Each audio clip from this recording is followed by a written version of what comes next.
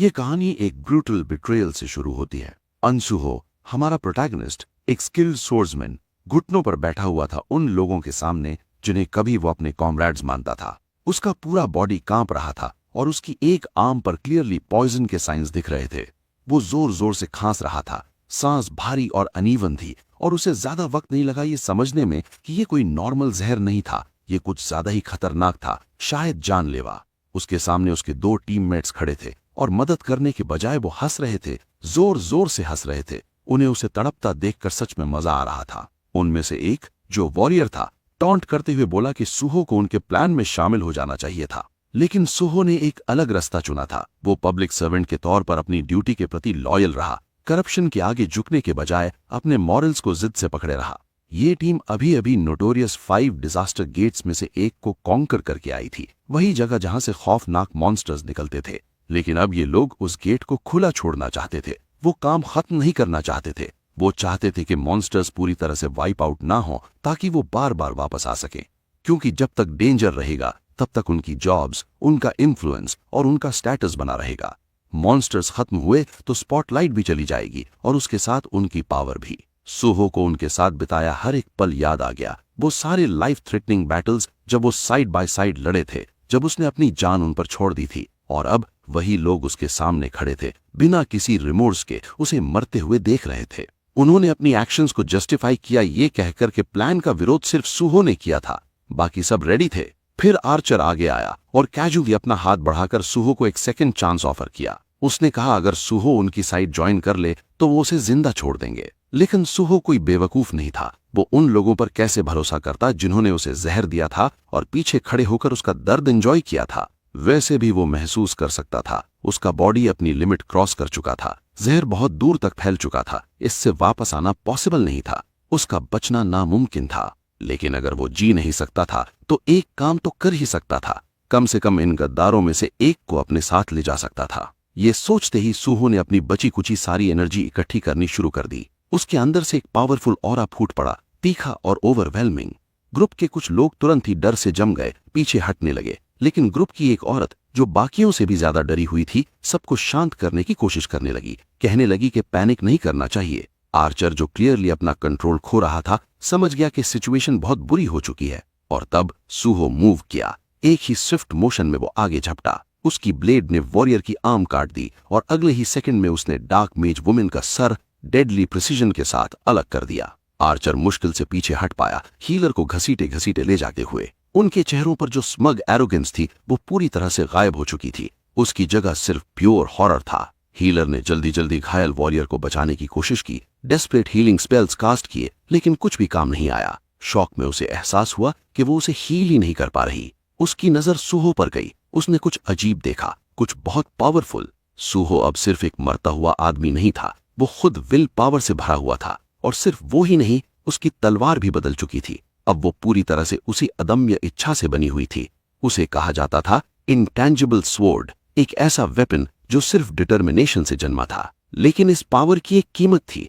जो एनर्जी उसे खड़ा रखे हुए थी वो आखिरकार खत्म हो गई। सुहो की ताकत जवाब दे गई और उसका बॉडी ढह गया। वो लड़खड़ाया और पीछे की तरफ गिरता हुआ एक क्लिफ से नीचे चला गया। गहरी घाटियों में गिरता हुआ उनकी नजरों से गायब हो गया, अपने पीछे सिर्फ सन्नाटा छोड़कर। सुहो ने धीरे धीरे आंखें खोली और चारों तरफ के शोर शराबे की आवाज सुनी। लोग चिल्ला रहे थे, सायरन्स बज रही थी और दौड़ते हुए कदमों की आवाज आ रही थी। उसे एक फायर फाइटर उठाकर ले जा रहा था, लेकिन उसे समझ ही नहीं आ रहा था कि हो क्या रहा है। उसका सर घूम रहा था, दिमाग भरा हुआ और कंफ्यूज था। सब कुछ अनरियल लग रहा था, जैसे कोई सपना या नाइटमेयर। फायर फाइटर भीड़ भरी पैनिक में डूबी सड़कों से होते हुए उसे एक डेजिग्नेटेड सेफ जोन की तरफ ले जा रहा था।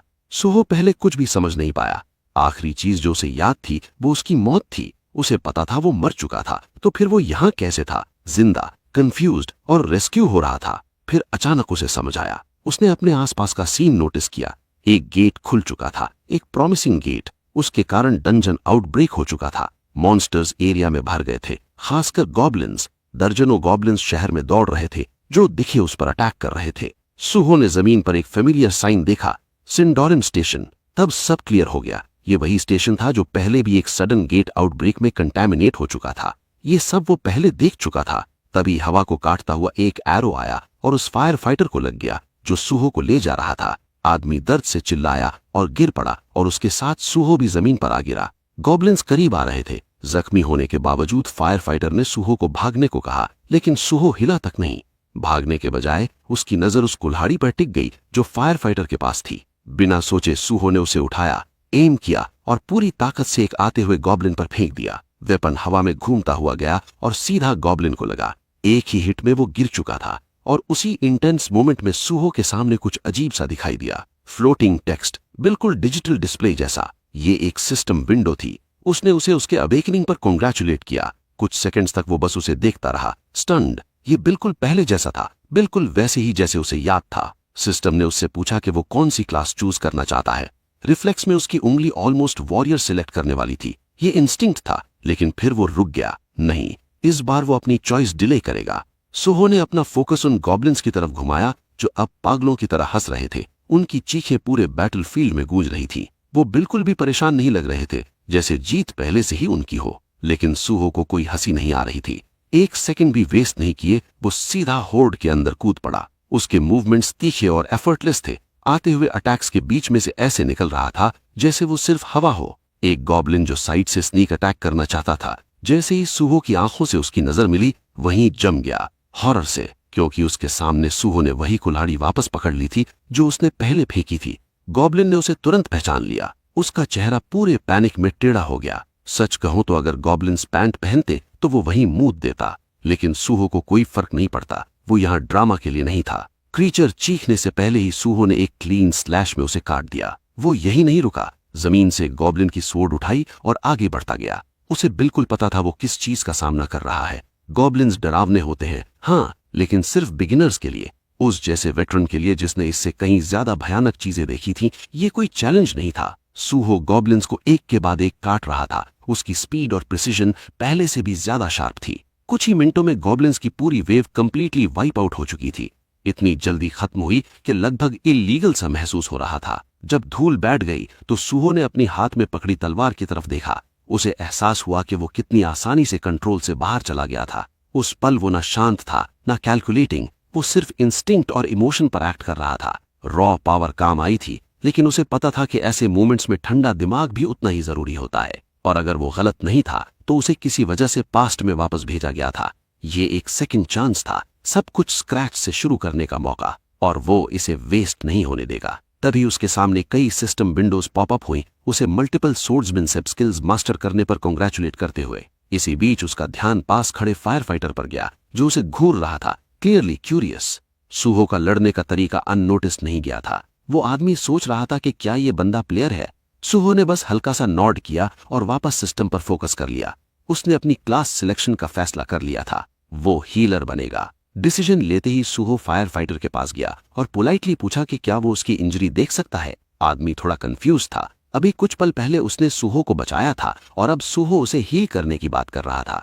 लेकिन सूहो ने एक सेकंड भी हेजिटेट नहीं किया। उसने अपनी मैजिक हीलिंग लाइट एक्टिवेट की। स्पेल की गर्म रोशनी का असर तुरंत दिखने लगा। बहुत ही कम टाइम में जख्म पूरी तरह से भर गया। फायर फाइटर को अपनी आंखों पर भरोसा नहीं हो रहा था। सूहो हीलर कैसे हो सकता है, जबकि उसने अभी सूहो को पूरी गॉब्लिन वेव को ट्रेन की तरह काटते हुए देखा था। वो कुछ पूछ पाता उससे पहले ही एक और सिस्टम विंडो अपीयर हुई। अब वेपन सिलेक्ट करने का टाइम था। सूहो ने एक पल भी वेस्ट नहीं किया। उसे बिल्कुल पता था वो क्या चाहता है।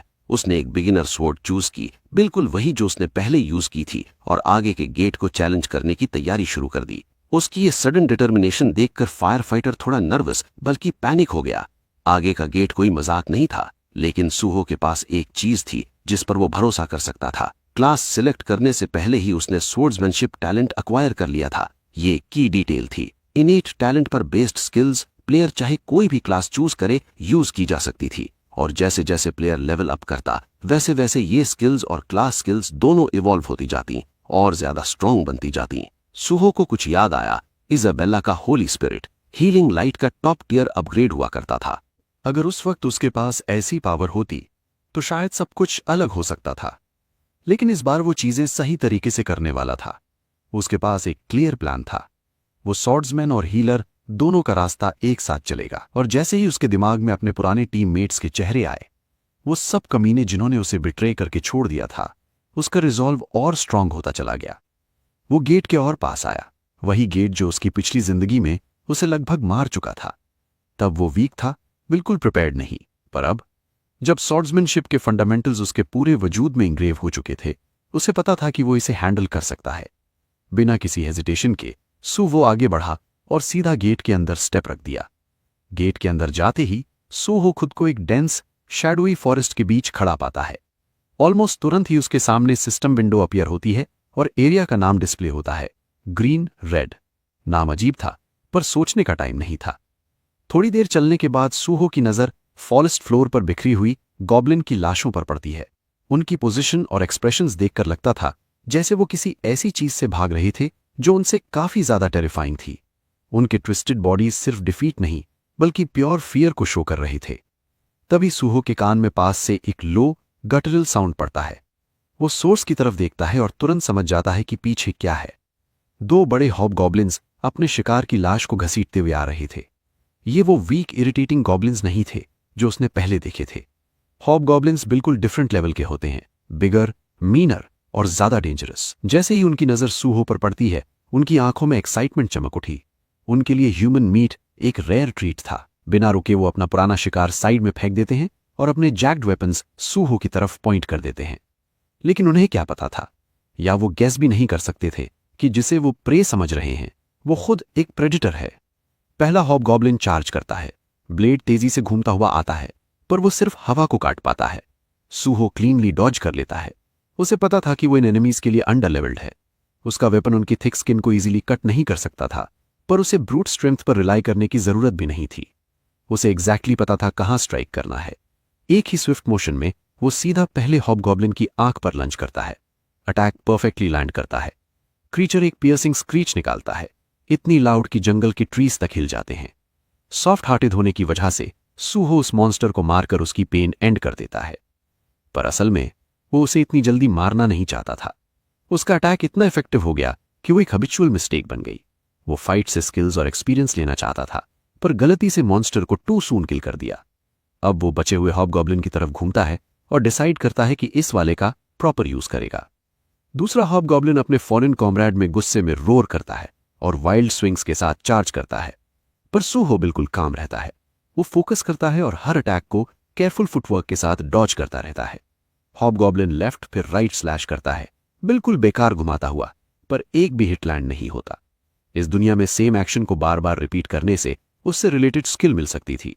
सूहो ये बात जानता था। कुछ और अटैक से वेट करने के बाद उसके चेहरे पर एक छोटी सी ग्रिन आ जाती है। उसने डॉज स्किल ऑब्टेन कर ली थी, पर वो अभी डन नहीं था। अब उसका टारगेट था सेकंड स्किल। सूहो इनकमिंग स्ट्राइक्स को पैरी करना स्टार्ट करता है, बिल्कुल प्रिसाइज टाइमिंग के साथ। पैरिंग सिर्फ एक बेसिक मूव नहीं होता, इसकी रूट्स वेपन बेस्ड कॉम्बैट में डीप होती हैं और ये कई एडवांस स्किल्स का फाउंडेशन होता है। ये एसेंशियल था और सूहो इसे चाहता था। कुछ और सक्सेसफुल पैरीज के बाद सिस्टम फाइनली नोटिफाई करता है कि उसने पैरी स्किल गेन कर ली है। अनफॉर्चुनेटली तब तक हॉबगॉब्लिन थक चुका होता है। वो लड़खड़ाता है, हैवी ब्रीदिंग के साथ अपनी लिमिट पर पहुंच चुका होता है, और फिर पहले की तरह सूहो ने उसे भी पीस देता है, इस बार एक क्लीन बिहेडिंग के साथ। ये क्रुएल्टी नहीं थी, सिर्फ नेसेसिटी थी। अब दो फ्रेश स्किल्स के साथ वो और फाइट करने के लिए तैयार था। वो और मॉन्स्टर्स फेस करना चाहता था, बैटल के थ्रिल के लिए नहीं, बल्कि स्किल्स अर्न करने, एक्सपीरियंस गैदर करने और स्ट्रॉन्गर होने के लिए। गेट के बाहर वेटिंग हंटर्स के बीच एटमॉस्फियर टेंस और फ्रस्ट्रेटेड था। उन्हें पता चल चुका था कि किसी ने बिना परमिशन के उनके असाइंड गेट में एंट्री ले ली है। जैसे ही ये न्यूज स्प्रेड होती है, गालियां इधर उधर उड़ने लगती हैं। ज्यादा लोग गुस्से में थे और इसे डिसरिस्पेक्ट समझ रहे थे। कुछ लोग तो ऑलरेडी प्लान बना रहे थे कि जैसे ही वो मिस्ट्री इंट्रूडर बाहर निकले, उसे लेसन सिखाया जाए। इसी बीच गेट से थोड़ी दूर पर एक फायर फाइटर कुछ सूट पहने लोगों के साथ सीरियस कॉन्वर्सेशन में था। ये लोग हंटर एसोसिएशन से थे और स्पेसिफिकली सूवो नाम के हंटर के बारे में पूछ रहे थे। फायर फाइटर ने कुछ भी छुपाया नहीं और जो भी उसने देखा था सब बता दिया। उसके हिसाब से सूहो कोई ऑर्डिनरी हंटर नहीं था। उसने अकेले ही ज़ॉम्बीज के पूरे होड़ को वाइप आउट कर दिया था और केओस के बीच अपने वूंड्स को हील भी किया था। रिपोर्ट सुनते ही एक ऑफिसर विजिबली सरप्राइज हो जाता है। वो लेट नहीं आया था, फिर भी जब तक वो पहुंचा, goblins already completely wiped out थे और ऊपर से जो रिस्पॉन्सिबल था वो सपोजिटली एक हीलर था। पहले तो उसने इसे ब्रश ऑफ कर दिया, बोलते हुए कि ऐसा पॉसिबल नहीं है। उनके एक्सपीरियंस में हीलर्स के पास इतनी कॉम्बैट पावर नहीं होती। लेकिन अगर ये बंदा सच में गॉब्लिन गेट सोलो क्लियर कर गया था तो उसे इग्नोर नहीं किया जा सकता। अगर उसने ये कर दिखाया है तो उन्हें इसे रिक्रूट करना ही होगा। उधर सूहो फील्ड में बिजी था, लगातार हॉबगॉब्लिन्स हंट करता हुआ और एक के बाद एक एक्सपीरियंस पॉइंट्स कलेक्ट करता हुआ। वो फास्ट और एफिशिएंट मूव कर रहा था। वो आसानी से मल्टीपल हॉबगॉब्लिन्स के सिर एक साथ काट देता है। उसके अटैक्स क्लीन और कंट्रोल्ड थे। उसने जानबूझकर एक हॉबगॉब्लिन को जिंदा छोड़ दिया। सूहो की सिर्फ एक ग्लेयर ही काफी थी और वो मॉन्स्टर उसैन बोल्ट से भी तेज भाग पड़ा। ये बिल्कुल वही था जो सूहो शुरू से चाहता था। वो चाहता था कि वो भागे और अपनी काइंड को वापस लेकर आए। थोड़ी देर के ब्रेक के बाद सूहो अपना स्टेटस चेक करता है। जो हॉबगॉब्लिन्स उसने अभी हराए थे उनकी वजह से उसके स्टैट्स और स्किल्स काफी इंप्रूव हो चुके थे। आसपास पड़ी गॉब्लिन की लाशों को देखकर उसके दिमाग में एक और थॉट आता है। उन बॉडीज में अभी भी कुछ यूजफुल था, मैजिक स्टोन्स। ये डी ग्रेड मैजिक स्टोन्स थे, ज्यादा रेयर नहीं, पर एक स्टोन लगभग 50,000 का बिक सकता था। ये काफी बड़ी वजह थी। नॉर्मल कंडीशंस में वो इस काम में टाइम वेस्ट नहीं करता, पर इस वक्त उसकी फाइनेंशियल सिचुएशन हंटर से ज्यादा बेगर जैसी थी, इसीलिए वो इन स्टोन्स को वेस्ट नहीं करने वाला था। वो एक एक करके फॉलन मॉन्स्टर्स से स्टोन्स निकालता है और सबको केयरफुली अपनी इन्वेंट्री में स्टोर कर लेता है। लूट कलेक्ट करने के बाद उसे जेन्युइनली सेटिस्फैक्शन फील होती है, पर जैसे ही वो थोड़ा रिलैक्स करने वाला होता है वो काम टूट जाता है। अचानक से प्योर किलिंग इंटेंट की एक वेव उस पर दीवार की तरह आकर लगती है। जैसे ही वो सामने देखता है लगभग 30 हॉबगॉब्लिन्स उसकी तरफ अप्रोच कर रहे होते हैं। उनके आगे वही मॉन्स्टर होता है जिसे उसने पहले छोड़ दिया था। अब कंफर्मेशन मिलते ही पूरा ग्रुप एक साथ सूहो पर चार्ज कर देता है, लेकिन सूहो पैनिक नहीं करता। उल्टा वो एक निंजा की तरह हवा में लीप करता है, ट्रेन्ड असैसिन की स्पीड और प्रिसिशन के साथ। कुछ ही मोमेंट्स में कई हॉबगॉब्लिन्स ऑलरेडी गिर चुके होते हैं, उनके हेड जमीन पर रोल कर रहे होते हैं। उसके मूवमेंट्स शार्प और एफर्टलेस थे, जैसे मक्खन काट रहा हो। तभी सिस्टम उसे नोटिफाई करता है कि वो लेवल अप हो गया है। नए स्टैट पॉइंट्स उसके प्रोफाइल में ऐड होते हैं जो उसे पहले से भी ज्यादा स्ट्रांग बना देते हैं। अब पावर अप मिल चुकी बिला और काफी एक्सपीरियंस भी गेन हो चुका था, इसलिए सूहो डिसाइड करता है कि अब चीजों को और ड्रैग करने का कोई मतलब नहीं, ये खत्म करने का टाइम आ गया था। वो सीधा एनिमीज के मॉब में घुस जाता है, हर डायरेक्शन में स्लैशेस करता हुआ पूरे होर्ड को रूथलेस एफिशिएंसी के साथ क्लियर कर देता है। एक मोमेंट पर एक हॉबगॉब्लिन सीधा उस पर चार्ज करता है स्ट्राइक करने के लिए, पर डर के बजाय सूहो के चेहरे पर एक्साइटमेंट आ जाती है। वो बिल्कुल वरिड नहीं था, अगर कुछ था तो वो पहले से भी ज्यादा थ्रिल्ड लग रहा था। इस गेट का बॉस मॉन्स्टर एक चीफ हॉबगॉब्लिन था और वो लेवल 20 एनिमी था। बॉस होने के नाते वो सबसे पहले चार्ज करता है, अटैक लैंड करने की कोशिश करता है पर बुरी तरह फेल हो जाता है। उसके तुरंत बाद छोटे मॉन्स्टर्स का एक ग्रुप पीछे से स्नीक अटैक करने की कोशिश करता है, पर सूहो बिना पूरी तरह घूमे ही इंस्टेंट रिएक्ट करता है और सबको आसानी से काट देता है। तभी बॉस मॉन्स्टर टैक्टिक्स चेंज करता है और अपनी स्किल यूज करता है, फियर। ये फियर स्किल खतरनाक होती है। ये टारगेट को पैरालाइज कर देती है और इसे पूरे टेरर की स्टेट में ढकेल देती है। स्किल लेवल जितना हाई, इफेक्ट उतना स्ट्रांग, और क्योंकि ये बॉस मॉन्स्टर था इसीलिए लो लेवल गेट के अंदर भी इतनी powerful mental type skill possible थी। असली प्रॉब्लम ये थी कि सूहो के पास कोई ऐसा गियर या स्किल नहीं था जो उसके माइंड को प्रोटेक्ट कर सके या मेंटल अटैक्स रेजिस्ट कर सके। इस वक्त उसके पास डायरेक्टली काउंटर करने का कोई तरीका नहीं था। बॉस ने इसे फाइट फिनिश करने का चांस समझा और विक्ट्री क्लेम करने के लिए चार्ज कर दिया, लेकिन बॉस को यह नहीं पता था कि सूहो कोई रुकी नहीं है। वो एक वेटरन हंटर है जो इससे भी काफी वर्स सिचुएशंस देख चुका है।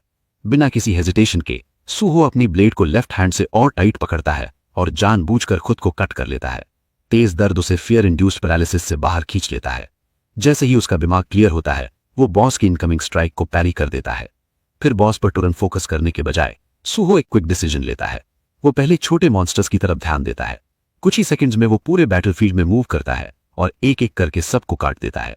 सिर्फ कुछ ही पलों में वो गेट के अंदर के सारे हॉबगोब्लिन्स वाइप आउट कर देता है और पीछे सिर्फ बॉस को छोड़ देता है। बॉस से वापस भिड़ने से पहले वो अपने लेफ्ट आर्म की वूंड को हील करता है। अब डिस्ट्रैक्शंस खत्म हो चुकी थी और उसका बॉडी भी रेडी था। अब सिर्फ वो और बॉस बचे थे, 1-on-1, कोई इंटरप्शन नहीं। मॉन्स्टर के चेहरे से ही क्लियर था कि अब उसका कॉन्फिडेंस पहले जैसा नहीं रहा। दोनों के बीच फाइट शुरू हो चुकी थी, ब्लो के बदले ब्लो चल रहे थे। सूहो पूरी जान लगा रहा था, डिटर्मिनेशन के साथ अपनी तलवार चला रहा था, लेकिन अपने कंपैरेटिवली लो लेवल की वजह से उसके अटैक्स मॉन्स्टर को कोई सीरियस डैमेज नहीं दे पा रहे थे। धीरे धीरे ये बात क्लियर हो गई कि सीधा सामने से लड़ना काम नहीं करेगा। ये समझते ही सूहो ने अपनी स्ट्रैटेजी बदली। अंधाधुंध अटैक करने के बजाय उसने सीधा मॉन्स्टर की थाई में तलवार घुसा दी, एक वीक स्पॉट को टारगेट करते हुए, ताकि उसकी मूवमेंट स्लो हो जाए। इसके रिस्पॉन्स में मॉन्स्टर ने फिर से अपनी फियर स्किल एक्टिवेट की, ये सोचकर कि सूहो को पैरालाइज करके अपर हैंड ले लेगा, लेकिन इस बार वो काम नहीं आई। जब कोई एक बार अपने डर को पार कर लेता है